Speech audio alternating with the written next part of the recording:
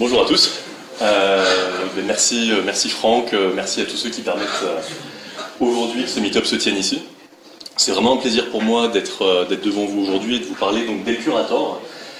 Elcurator qui est une start-up qui est née il y a 2 ans, dont en fait la structure juridique a vraiment été créée très récemment. Et toute la phase entre il y a 2 ans et très récemment, on a essayé d'appliquer tous les bons principes d'une start-up. Et je vais essayer de vous faire un résumé chronologique de 2 ans en 20 minutes. Donc c'est parti, ça va être intense. Alors pour commencer, je vous mets juste un écran d'Elcurator, c'est la seule fois où je ferai de la pub pour l'application. Le principe d'Elcurator, c'est une plateforme qui permet d'échanger des contenus web, en gros des URL qui pointent vers des blogs, des vidéos, des PDF, des slides, etc., entre équipes, collègues, collaborateurs. Ça part d'un constat qui est que dans les entreprises, globalement, il y a à peu près tout le monde qui fait de la veille. Tous les collaborateurs font de la veille, mais ne la partagent pas forcément. Et on a voulu leur donner un outil qui était très simple, très rapide, assez performant pour répondre à des problématiques qu'on avait pensé identifier chez eux. Donc je vais essayer de vous montrer comment on a validé qu'ils les avaient pour pouvoir se lancer. On va commencer par un premier chapitre qui va être Elcurator de l'idée au client. L'idée de base, c'est accélérer la veille des collaborateurs. Quand on a cette idée, je suis avec mon associé aujourd'hui, Jérémy, qui était comme moi, consultant dans une société de conseil. On avait déjà un petit peu de vécu dans cette société de conseil, on avait vu une trentaine de clients chacun. Ça nous avait permis de voir un petit peu des choses qui se passaient mal dans la veille chez ces clients. On a décliné ça en objectifs, donc on est parti bien en tête, valorisons les meilleurs contenus partagés, désengorgeons les boîtes mail, on parle de l'infobésité aujourd'hui, tout le monde a trop de mails. Donc on va désengorger ça, mettre ça sur une plateforme qui est séparée, et créer une véritable culture du partage. Alors à l'époque, on en parle autour de nous, on en parle à nos collègues, on en parle dans les entreprises, et on se sent un peu comme ça. L'idée est géniale, tout le monde dit ouais allez-y, on va te payer, mais quittez votre job, faites ça à temps plein, c'est vraiment ça qu'on nous a conseillé pour commencer. Bon, il s'avère qu'en parallèle, on commençait à lire le bouquin Running Lean d'Ash Maurya, et on s'est dit, ok, s'il y a autant de startups qui échouent aujourd'hui faute d'avoir trouvé leurs clients, on va peut-être pas partir aussi vite, bille en tête, pour créer notre entreprise. Et on va essayer d'appliquer les principes. Donc vous allez voir, on a été assez scolaire, on est en train de lire le bouquin en parallèle, et globalement on lisait un chapitre et on se l'appliquait.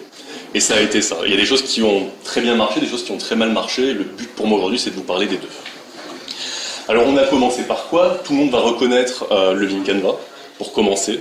Donc on a rempli toutes ces cases, on a posé nos hypothèses, et on a suivi la méthode en se disant ok, on a identifié des problèmes, les gens n'arrivent pas à partager des liens avec leurs collaborateurs, quand ils le font par email, ça engorge les boîtes mail, ils n'ont pas de feedback, ils ne savent pas pourquoi les gens ne lisent pas ces contenus, etc., etc. Donc on en a pris 3 qu'on pensait être les principaux. Là encore, on a suivi la méthode Get Out of the Building. Ça a été assez simple pour nous. Nos premiers cobayes, c'était nos collègues. Parce qu'en fait, ils avaient le problème, ils étaient à côté de nous dans notre open space. On pouvait aller voir aujourd'hui s'ils avaient vraiment les problématiques qu'on imaginait chez eux, autour de la veille. Alors on sait tous, il y a plein de méthodes, il va y avoir les problèmes interview, les observations, les immersions, etc. pour valider ces problèmes.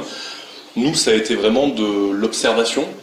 Alors de l'observation de comment est-ce qu'ils faisaient leur veille, ils nous montraient leurs outils, on passait un petit moment avec eux pour voir ce qu'ils faisaient avec. De l'observation aussi vraiment très quantitative, combien de mails passaient dans l'entreprise avec des liens.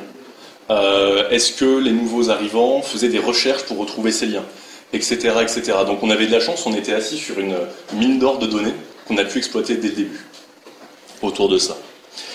Globalement, ça nous a permis assez rapidement de valider qu'il y avait bien une problématique. Par contre, cette problématique, il y a plein d'outils qui essayent de la résoudre depuis des années. Donc il fallait voir si nous, notre idée de solution et notre proposition de valeur allait être la bonne. Pour faire ça, on a utilisé un outil qui est le Minimum Viable Product. Donc comme tout le monde le sait, c'est la réalisation minimale qu'on va faire pour tirer un maximum d'apprentissage en fournissant une première valeur à nos utilisateurs. Voilà, c'est le MVP d'Elcurator, donc ça ressemblait à ça par rapport à l'image que je vous ai montrée tout à l'heure. C'était hyper simple. Vous vous connectiez sur une plateforme, vous partagiez une URL, un lien. Ce lien s'affichait, donc chaque ligne là en gris c'est un lien. Vos collègues venaient sur la plateforme, cliquaient dessus, ça leur ouvrait la page originale, donc le contenu vers lequel pointait le lien, puis ils lisaient le contenu et on continuait. Quand on a commencé ça, on avait un peu une roadmap en tête quand même, et on se disait, Faire lire des gens, ça va être très facile. Bon, les gens, ils veulent trouver du contenu de qualité, c'est leurs collègues qui leur en recommandent, donc ils vont venir lire ces contenus. Par contre, partager des contenus, ça va être compliqué.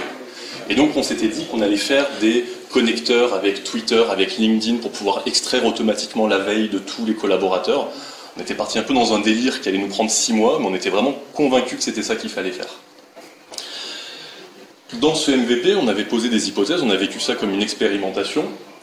Une des hypothèses étant que c'était très facile de partager des contenus, très compliqué de partager des contenus et très simple de venir en lire. Et on est allé regarder qu'est-ce que faisaient nos utilisateurs sur notre plateforme.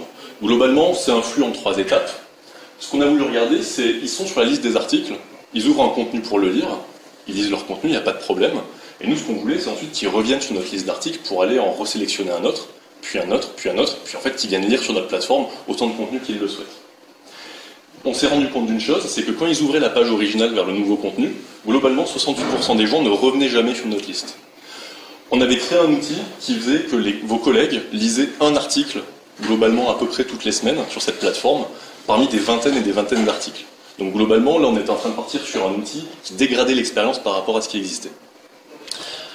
Donc, globalement c'était un fail, on l'a admis, on a mis le tampon dessus et on s'est dit qu'est-ce qu'on fait ? Ce qu'on a mis en place, c'est beaucoup d'ergonomie autour de la lecture des contenus, et on a travaillé sur un moteur qui extrait les contenus qui sont partagés et qui les affiche chez nous. Donc on garde les utilisateurs à l'intérieur de notre plateforme. Ils sortent plus, et qu'est-ce qui se passe quand on fait ça ? Ils vont sur la liste des articles, ils lisent un contenu, et ils revont sur la liste des articles, on n'a plus que 13% des collaborateurs qui abandonnent. Donc globalement, on a fait une économie de 55% d'échecs sur notre plateforme. Et c'est un vrai succès pour nous parce qu'on était vraiment parti pour gaspiller du temps, de l'argent sur des choses qui servaient à rien. Ça, c'était il y a 2 ans. 2 ans après, on n'a toujours pas un connecteur avec LinkedIn pour aller extraire les contenus, ce qu'on imaginait faire en urgence il y a 2 ans. Partant de là, on s'est dit c'est quand même pas mal cette méthode où on mesure tout, où on apprend des choses très très rapidement. Ce que je ne vous ai pas dit, c'est que ce petit MVP, pour le mettre en place, ça nous a pris 2 semaines.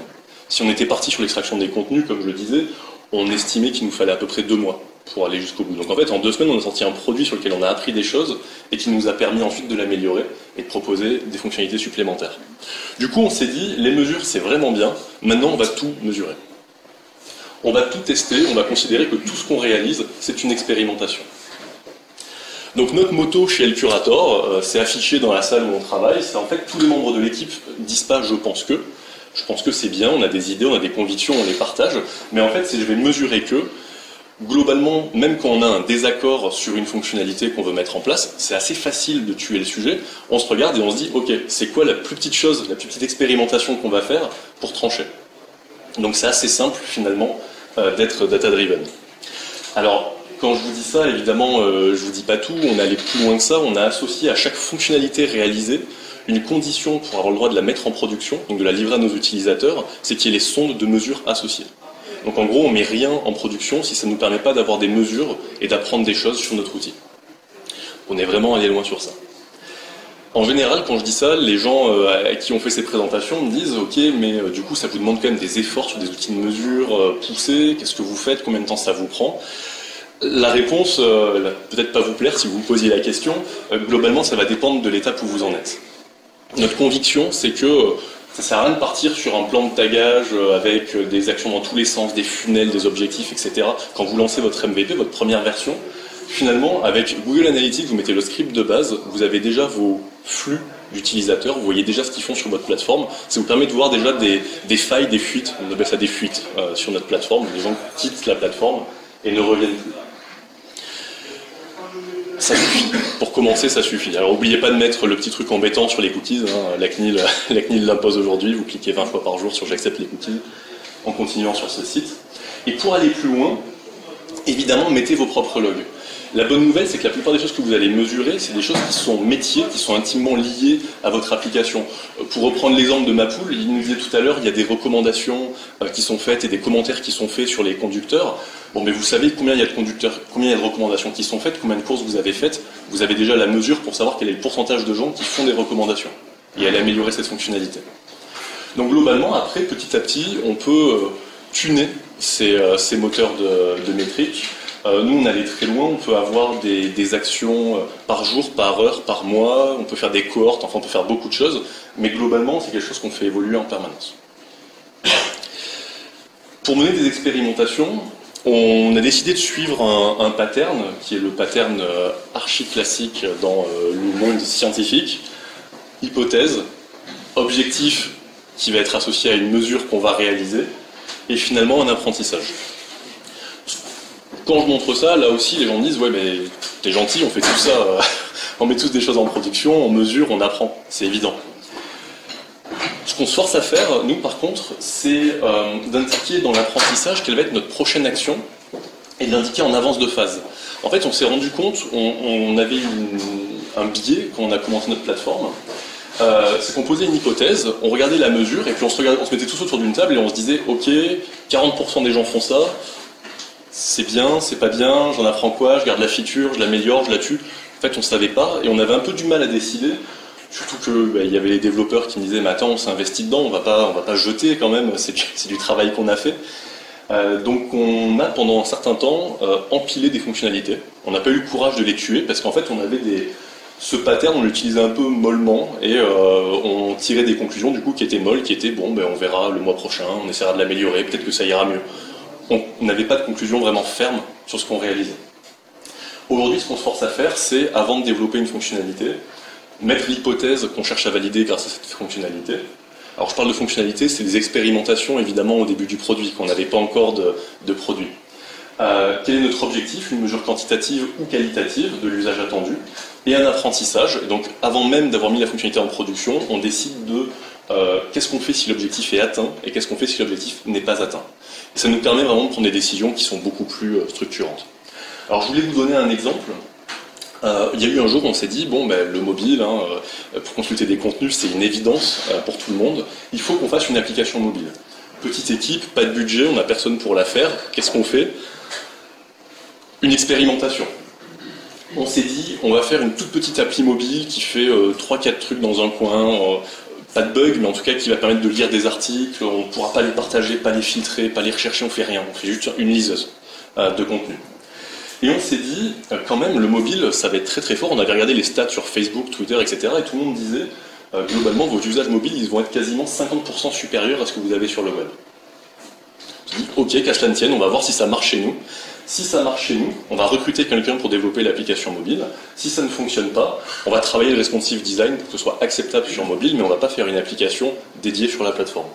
Alors, bonne nouvelle, on a eu un recrutement. Théophane est ravi de nous avoir rejoints il y a un an. Il est avec nous maintenant. En fait, on a mesuré, après avoir mis l'application mobile dans la main de nos collaborateurs, que globalement, on avait beaucoup plus de lecture mobile que de lecture sur le web. C'est le bleu contre le rouge. On a mesuré sur 2 mois. Ce qui est intéressant, c'est que là, c'est juste un volume de lecture, mais globalement, on avait une cinquantaine de lecteurs sur mobile contre à peu près 300 utilisateurs sur le web. Donc, c'est 50 personnes généraient cet usage, contre 300 qui généraient le tout petit usage en rouge. On s'est dit, il faut peut-être aller plus loin aussi, qu'est-ce qui se passe avec notre application mobile? Et on s'est posé la question du mode reconnexion. On est tous hyper connectés, à Paris, on prend à peu près tous le métro, bientôt plus grâce à Mapoule, mais aujourd'hui on prend tous le métro. Et globalement, il y a des coupures de réseau dans le métro. Donc ça ne doit pas être très agréable l'expérience utilisateur si les gens cliquent sur un article, ils n'arrivent pas à l'ouvrir. Est-ce qu'on fait un mode reconnexion? Là encore, on s'est dit que la majorité des usages, s'ils étaient faits entre une certaine heure et une certaine heure, c'était probablement dans les transports. Après, on a pu analyser plus finement les choses. On s'est rendu compte que les gens lançaient notre application mobile entre 8h et 10h, et le soir en rentrant chez eux. Notre application mobile était utilisée dans les transports, le mode reconnexion était nécessaire, on a travaillé pour développer ça. Une fois qu'on a fait ça, par expérimentation successive, on a quand même validé un certain nombre de choses. Globalement, qu'il y avait un usage, que ce qu'on développait n'était pas complètement aberrant par rapport aux problématiques. Et on s'est dit, maintenant, c'est peut-être le moment de passer à l'échelle. Et là, il y a une grande question qui se pose évidemment. Comment est-ce qu'on obtient des fonds? Alors j'aurais adoré que Christopher soit là et vienne nous présenter son fonds d'investissement Lean Startup. Nous, on a fait de l'intrapreneuriat, donc c'est Octo Technologies, notre société de conseil, qui nous a financé au fur et à mesure pour nos développements. Ce qui était intéressant, c'est que quand on est allé devant des personnes pour les convaincre à obtenir des fonds, grâce au Lean Startup, on avait déjà des usages et des statistiques. C'est beaucoup plus simple de convaincre quelqu'un en lui disant si regarde ça fonctionne, je vais investir sur l'appli mobile parce que les gens s'en servent et j'ai des preuves, je peux le montrer, plutôt que de la théorie ou plutôt que de se baser sur bah oui Facebook nous a dit que le mobile c'était bien donc je veux de l'argent pour faire du mobile. C'est beaucoup plus simple. Pour moi c'est un des gains principaux du Lean Startup à cette étape, donc à l'étape de trouver des fonds. Ce qui a été intéressant aussi c'est qu'on a pu travailler sur des budgets pour expérimenter. Globalement, la personne qui nous a donné des fonds nous a dit « je vous donne 50 000 €. Nous, on lui présentait le nombre d'expérimentations qu'on voulait faire. On se retrouve, une fois qu'on a brûlé les 50 000 €, on regarde où est-ce qu'on en est des expérimentations, des apprentissages, et on voit si on continue ou si on arrête le produit. Donc ça permet aussi de ne pas avoir le million directement, qu'on va brûler alors qu'on n'est pas certain d'avoir rencontré son marché, qu'on n'est pas certain qu'on fait les bonnes fonctionnalités. Donc ça permet aussi d'être toujours data-driven, même sur le budget. Alors, on s'est mis des jalons, je disais, il y a des expérimentations successives. Un des budgets, notre objectif c'était d'atteindre un certain nombre de lectures par mois. Pourquoi? Parce qu'avec cette courbe d'augmentation du nombre de lecteurs, avec notre business model, avec des taux de conversion raisonnables de clients gratuits en clients payants, on s'est dit que si on avait cette courbe d'acquisition, on allait finir par gagner de l'argent. Donc c'était peut-être le moment de poser notre démission et de créer vraiment la structure séparément. Autre avantage d'une startup, on a fait tout ça en étant salarié, donc globalement tout ce que je vous ai montré auparavant, c'était le soir, le week-end, sur nos vacances qu'on a pu réaliser toutes ces choses-là. Du coup la prise de risque elle est quand même réduite pour nous, on n'a pas claqué la porte de notre employeur, hypothéqué notre maison et dit allez c'est parti, maintenant on met tout l'argent là-dedans. On était plutôt serein quand on partait. Donc globalement c'était atteindre les 5000 lectures par mois, notre jalon, que je vous montre ici. Aujourd'hui, qu'est-ce qu'on suit ? Puisqu'on a un produit qui tourne, qui plaît aux utilisateurs, qui arrive à faire de la rétention, ce qu'on a cherché, c'est évidemment à augmenter notre acquisition, notre activation. Donc on est plutôt sur des actions autour de la communication, du marketing. Comme on est une équipe qui a dans son ADN de tout mener par expérimentation, les missions marketing et les missions communication sont aussi des expérimentations. On teste, on passe notre temps à tester. Quand on va faire une campagne sur Twitter, c'est quelque chose qu'on va tester. Quand on va mettre de l'AdWords ou qu'on va mettre de l'argent sur un budget LinkedIn, on va le faire pour tester un marché. Récemment, on a mené une expérimentation en fait, en faisant de la pub uniquement en Angleterre, parce qu'on aimerait bien déployer à l'international notre plateforme. Et ça nous permet de tester, de voir si on passe les bons messages, si on arrive à gagner les enchères, si nos budgets sont réalistes. Ça nous permet aussi de savoir combien d'argent il va nous falloir vraiment pour passer à l'échelle si on veut faire de la pub sur ces plateformes-là. Donc globalement, on continue en permanence de suivre ça. Une dernière histoire que je voulais vous raconter, c'est une des plus récentes qui nous est arrivée. Jusque-là, on a fait la plateforme complètement gratuitement. On a communiqué sur le fait que c'était un peu du bêta-test, que c'était de la co-construction, qu'on allait communiquer avec nos utilisateurs. On a mis en place tous les outils qu'il faut pour pouvoir communiquer avec eux. Puis il y a eu un jour, on leur a dit bon, il va falloir mettre la carte bleue maintenant pour utiliser notre service. Évidemment, nous on était confiants, on est arrivé là avec des mesures, des métriques incroyables, on croyait aux produits, etc. Et on pensait que ça allait se passer comme ça, qu'ils allaient nous dire mais oui bien sûr, prends mon argent, prends ma carte bleue, c'est parti. Évidemment la réalité est très différente. Alors si je vous parle aujourd'hui, c'est que ça n'a pas complètement échoué, je vous rassure, on va bien. Mais globalement, on a voulu mener des expérimentations sur les pricing. Alors qu'est-ce qu'on a fait? On a fait un benchmark de la concurrence, un benchmark des outils qui étaient déployés aujourd'hui dans les équipes. On a regardé combien on payait pour avoir un GitHub, un Trello entreprise, etc. pour essayer d'avoir un ordre d'idée de ce que les gens étaient prêts à payer pour des outils de productivité. On s'est basé plus sur la concurrence d'ailleurs que sur ce qu'ils étaient prêts à payer. On avait différents types d'entreprises, des grands comptes, des gens avec plus de 1000 collaborateurs, des toutes petites équipes, des PME, des agences digitales, vraiment plein de clients. Dans ceux que je peux citer, on avait en gros Leroy Merlin et une petite start-up qui réalise des produits à Tours. Globalement, c'était ces échelles-là qu'on avait. On a décidé qu'on diviserait la base de contact en deux, qu'on proposait le pricing à la moitié et qu'on regardait les réactions.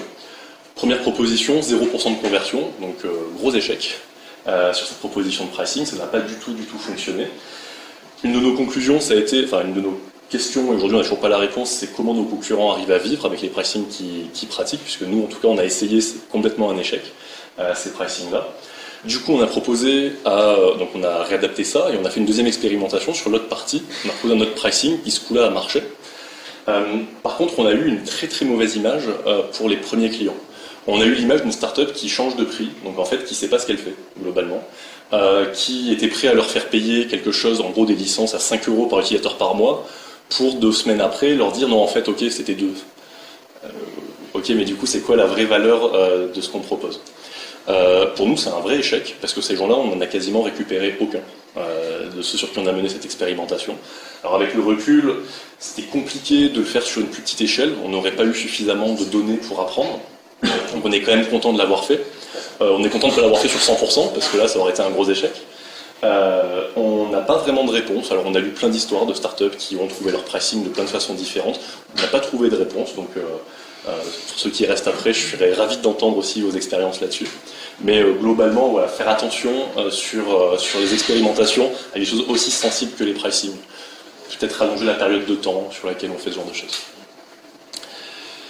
Et donc, si je devais faire un bilan de ce que nous a apporté Lean Startup, de nos convictions là-dessus par rapport à des faiblesses, puisqu'il y a eu des faiblesses, celle sur le pricing en a été une, je dirais que dans les gains, évidemment, on a appris extrêmement vite à moindre coût. Comme je le disais, en gros, pendant 1 an et demi, ça nous a coûté 0.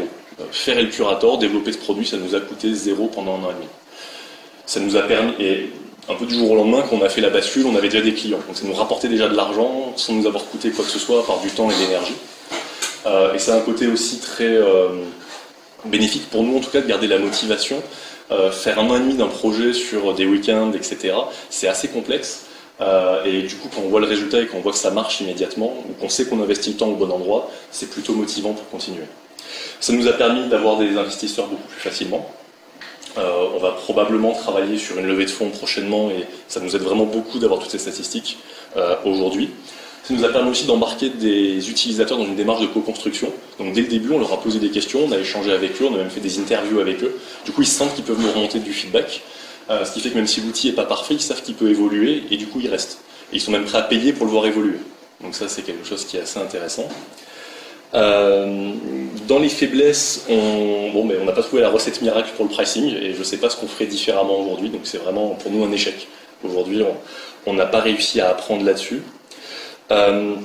Et du coup, tester, ça peut être incompris, ça peut être vu comme une compétence de la part de l'équipe qui fait ça. Une deuxième faiblesse aussi, c'est qu'à force d'être très data-driven, il y a un risque qui est de trop regarder et être en réaction par rapport à ce qui se passe et de plus aller tester des nouvelles idées complètement différentes. Alors on a réussi à minimiser ce risque en mettant en place ce qu'on appelle un advisory board, donc on fait venir des gens extérieurs, des clients, des investisseurs, des utilisateurs de la plateforme, une fois par mois dans nos locaux avec une problématique et on échange cette problématique et du coup ils nous donnent des idées qui sont assez pertinentes et qui nous permettent aussi nous de rafraîchir notre stock d'idées 2 ans après.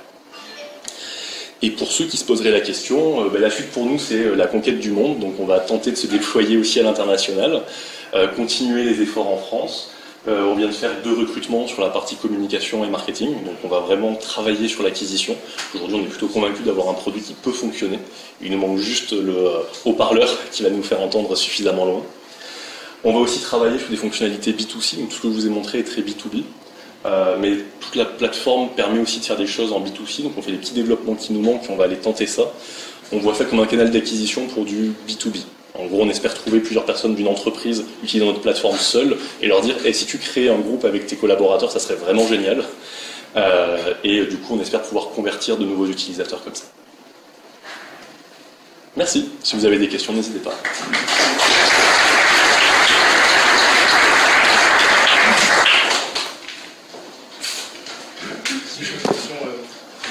Quand vous avez dit qu'au début vous avez... Voilà, juste un micro. Dans le doute, sûr que tu m'en as. Quand au début vous avez dit que vous avez des hypothèses que vous n'avez pas validées, quoi, et c'était difficile de trancher pour dire tout le travail qui a été perdu, vous l'avez fait ou pas? Et c'est quel exemple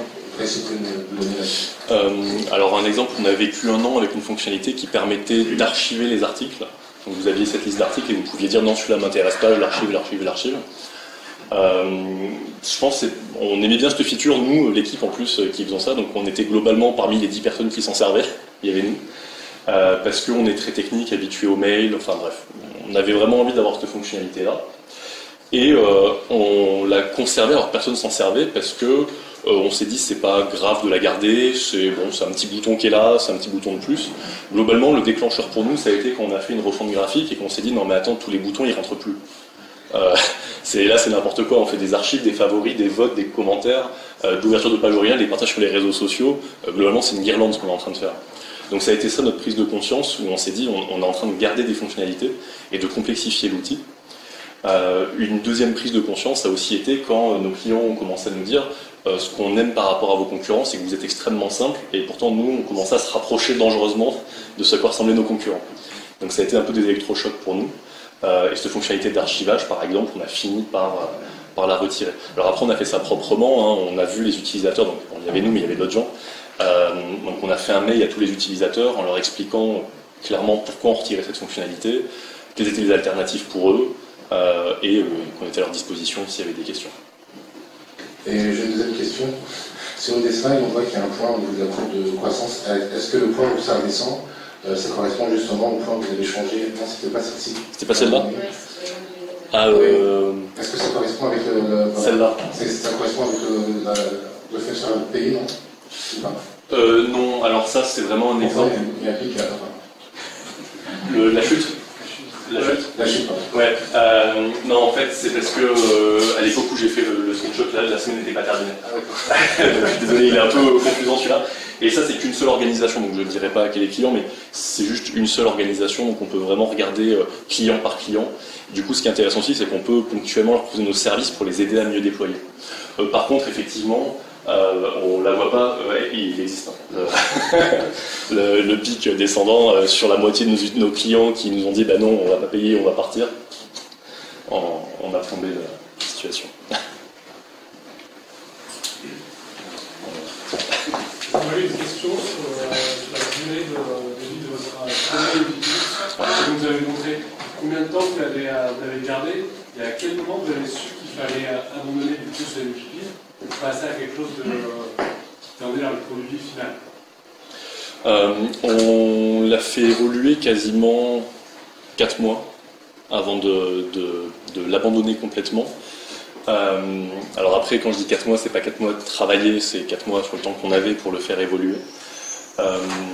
Par contre, il y a quelque chose qu'on avait fait à l'époque, j'en profite s'il y a des développeurs ou des gens plus techniques dans la salle. Globalement, on avait codé ça avec les pieds à l'époque, c'était pas testé, il y avait des risques de bugs dès qu'on touchait un truc. Si j'avais un conseil à donner, c'est si jamais quand vous faites votre MVP, vous faites ça, n'hésitez pas à le jeter. Juste après, jetez tout, brûlez le code. Et reconstruisez quelque chose sur des bases saines. Pourquoi ça? Parce que tout ce que vous cherchez à faire, c'est des expérimentations. Si la conclusion de votre expérimentation, c'est personne s'en sert parce que c'est buggé, ça nous est arrivé une fois, globalement, vous avez juste perdu du temps. Parce que votre expérimentation, en plus, vous attendez probablement un mois, histoire qu'il y ait des données qui soient vraiment concrètes. Et du coup, si personne s'en sert parce que c'est buggé, c'est juste un échec de l'expérimentation. Après, sur les durées, je rebondis aussi sur ça, nous on se rend compte que sur notre produit, il nous faut à peu près un mois entre la mise en production de la fonctionnalité et la mesure. Parce que quand on sort une nouvelle fonctionnalité, on a une interface tellement simple, il y a tellement peu de boutons que globalement tout le monde clique dessus. Donc génial, toutes nos nouvelles fonctionnalités sont hyper utilisées. Conclusion, et après on se rend compte en fait que les gens, ils y voient un usage ou pas, et donc il faut à peu près un mois pour que cette courbe redescende à son état qui va être stable. Donc si c'était à refaire, je pense qu'on le garderait juste un mois, le temps de tester, ensuite on le jetterait et on reconstruirait le produit. Tu parles de mesure et d'action. Je vais essayer de parler plus doucement. Donc tu parles de mesure et d'être data-driven. Est-ce que c'est un stade co-sanguin, puisque ça ne touche que ceux qui utilisent l'application? Comment tu colles au marché ou justement à d'autres clients que d'autres services que tu pourrais offrir? Parce qu'à regarder que ceux qui utilisent, du coup tu risques peut-être d'être fermé. Alors, en fait, on reste à l'écoute du marché, notamment sur les levées de fonds, des outils qui nous ressemblent, sur leur nombre d'utilisateurs, etc. Donc ça, on reste attentif à ça. Après, on mène cette politique data-driven en attaquant des marchés qu'on n'a pas. Un exemple simple, on s'est dit qu'on allait essayer de déployer l'application dans les écoles. Et donc en fait, c'est pour nous une expérimentation que de déployer l'application dans les écoles. Donc on va tester ce nouveau marché avec des supports de communication, avec une campagne de communication, avec des partenariats.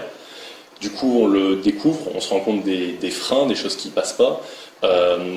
Et ces expérimentations, il y en a des très macro. Globalement, on en a une qui est le curator est intéressant pour les écoles, hypothèse archi macro, et des hypothèses micro. Cette campagne Twitter avec ces mots-clés sur ces hashtags-là pour les écoles fonctionne ou ne fonctionne pas. Et comment est-ce que je l'améliore? Donc on a les deux niveaux. Mais globalement, aujourd'hui dans l'équipe, on est 6 personnes, 3 sur la partie technique et développement, et 3, alors on va être 3 bientôt, sur la partie commerciale, marketing et communication. Donc ce qui nous permet vraiment de mener ces expérimentations, d'aller démarcher dans le dur, etc., pour aller se confronter à des nouveaux utilisateurs ou à des marchés qu'on n'a pas encore. Non. Une autre question par rapport aux hypothèses. Au début, quand vous avez testé vos hypothèses sur les premiers utilisateurs, ça représentait combien? C'était une centaine de personnes, des dizaines de personnes? Parce qu'aujourd'hui, vous avez 5000 visiteurs, et au tout début, vous êtes basé sur quel échantillon pour dire vos hypothèses sont bonnes ou pas? On avait à peu près 200 utilisateurs. Et des utilisateurs qui étaient exactement la cible, pour le coup. Il y a ça aussi qui est intéressant.